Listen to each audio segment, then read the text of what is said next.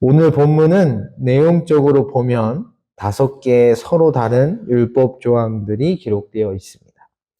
그 중에 첫 번째는 나무에 달린 자에 관한 내용입니다.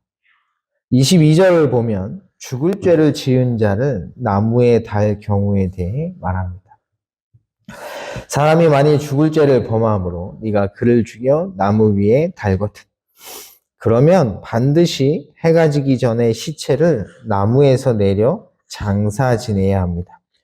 그 시체를 나무 위에 밤새도록 두지 말고 그날에 장사하여. 이유는 그렇게 하지 않을 때, 다시 말해 밤새도록 시체를 나무에 달린 상태로 놓아두면 그로 말미암아 땅이 저주를 받아 더럽혀지기 때문입니다. 내 하나님 여호와께서 내게 기업으로 주시는 땅을 더럽히지 말라.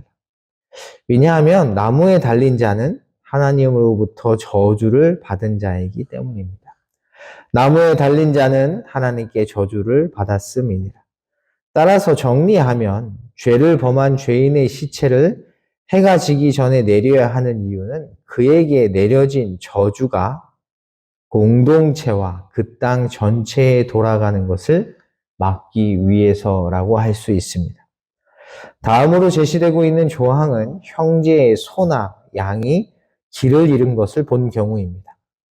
내 형제의 소나 양이 길 잃은 것을 보거든. 이 경우 반드시 잃어버린 주인에게 찾아주어야 합니다. 못 본 채 하지 말고 너는 반드시 그것들을 끌어다가 내 형제에게 돌릴 것이요. 2절을 보면 만약 형제에게 돌려주기에 그 거리가 너무 멀 경우 어떻게 해야 하는지가 나오는데 자신이 맡아서 보호했다가 돌려주어야 합니다. 내 형제가 내게서 멀거나 또는 내가 그를 알지 못하거든 그 짐승을 내 집으로 끌고 가서 내 형제가 찾기까지 내게 두었다가 그에게 돌려줄지니.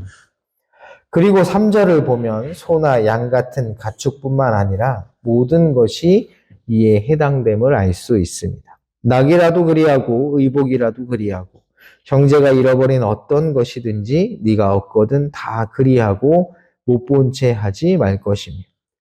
이어지는 4절은 만약 형제의 가축이 길에서 넘어져 있는 경우를 보게 된 때를 말합니다.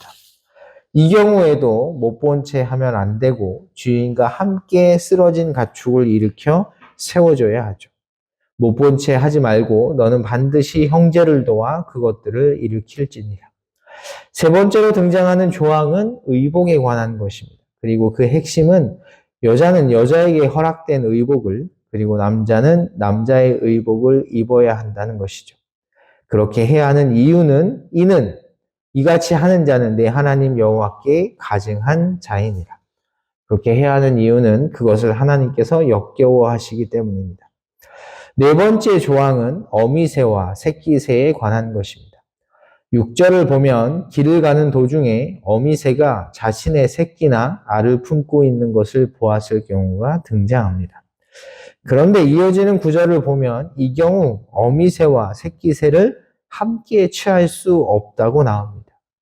따라서 이 경우는 사냥을 할 때 어미새와 그 새끼를 한 번에 잡아서는 안 된다는 것을 말하는 것입니다. 그렇다면 어떻게 해야 하는가? 7절에 그 답이 나오죠. 어미는 반드시 놓아줄 것이요 새끼는 취하여도 되나니. 사냥을 할 경우 어미새와 새끼새가 함께 있는 경우 잡을 수 있는 것은 새끼새입니다. 이는 우리가 흔히 생각하는 것과 정반대라 할 수 있죠. 왜냐하면 보통 어미와 새끼가 함께 있는 경우 새끼를 놔주고 어미를 잡기 때문입니다. 하지만 이 경우 어미새를 살리고 새끼새를 취해야 한다고 나옵니다. 이유가 무엇일까?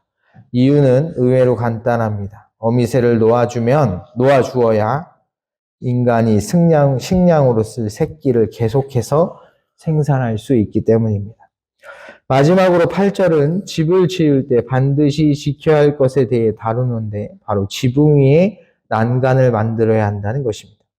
네가 새 집을 지을 때 지붕에 난간을 만들어. 왜냐하면 그래야만 사람이 떨어지지 않고 그 생명을 보존할 수가 있기 때문입니다. 그래서 만약 이 규정을 어기고 난간을 만들지 않아서 사람이 떨어져 죽으면 그 죽음에 대한 책임은 집을 지은 사람에게 돌아가게 됩니다. 그 피가 네 집에 돌아갈까 하노라. 여기까지가 오늘 본문의 내용입니다. 여러분은 오늘 본문에 등장하는 조항들을 읽으시면서 어떤 생각이 드십니까? 앞서 언급한 대로 본문에는 총 5개의 율법 조항들이 등장합니다. 우리가 주목해야 할 것은 이 5개의 조항들의 공통점입니다. 오늘 본문에 등장하는 율법 조항들이 궁극적으로 초점을 맞추고 있는 것은 무엇일까요? 여러분, 그것이 무엇이라고 생각하십니까? 이 공통점은 보존에 관한 것입니다. 좀 더 정확하게 말하면 생명의 보존입니다. 첫 번째 조항은 죄를 지어 나무에 달려 죽은 자의 시체를 해가 지기 전에 장사 지내야 한다는 것인데, 이는 그렇게 함으로써 누구를 지키기 위한 것입니까? 그 자의 저주가 그 땅에 임하지 않게 하시기 위함입니다. 땅이 저주를 받으면 어떻게 된다고 그랬죠? 땅이 그 사람들을 토해내기 때문입니다.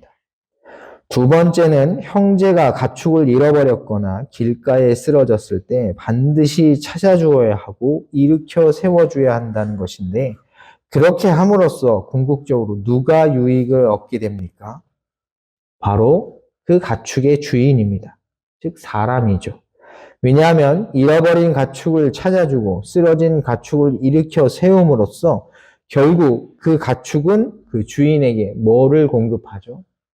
양식을 공급하기 때문입니다. 세 번째 조항 역시 사람의 생명을 보존하기 위한 조항입니다. 왜냐하면 여자가 남자의 옷을 입고 남자가 여자의 옷을 입으면 어떻게 된다는 것입니까? 하나님이 역겨워하시기 때문에 심판하실 거라는 것입니다. 그러니 그렇게 하지 말라는 것이죠. 네 번째는 사냥을 할 때 어미새와 새끼새가 함께 사냥을 해서는 안 된다고 말하는 조항인데, 이 역시 사람의 생명을 보존하기 위한 조치입니다.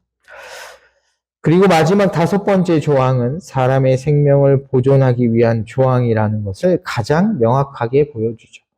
지붕에 난간을 만들어 사람이 떨어지지 않게 하라. 그 피가 내 집에 돌아갈까 하노라.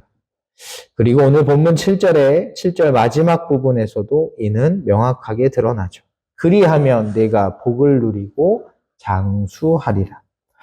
우리는 여기서 매우 중요한 사실 하나를 깨닫게 됩니다. 그것은 바로 하나님께서 율법, 다시 말해 계명을 주신 궁극적인 목적은 우리가 생명을 풍성히 누리게 하시기 위함이라는 것입니다.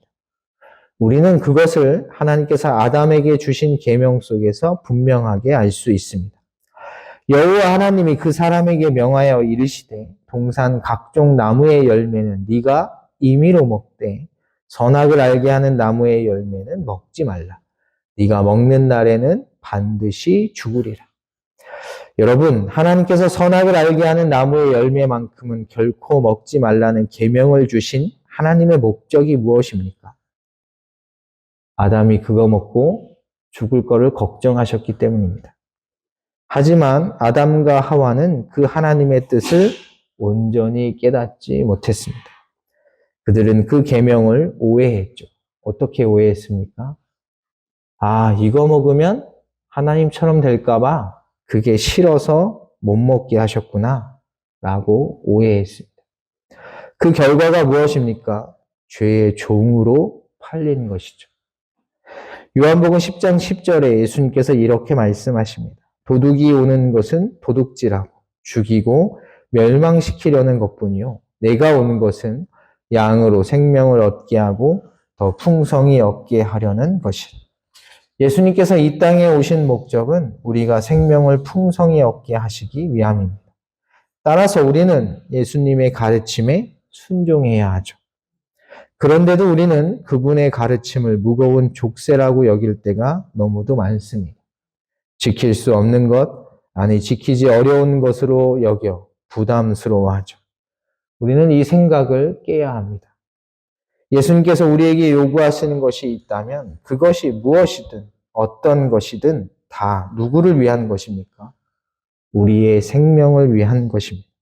다시 말해 우리로 하여금 생명을 풍성히 누리게 하시기 위해서라는 것을 기억하셔서 우리에게 주어진 삶 속에서 언제나 예수님의 말씀에 귀를 기울이시고 그 말씀을 신뢰하며 순종하시기를 주님의 이름으로 간절히 축복합니다. 기도하겠습니다.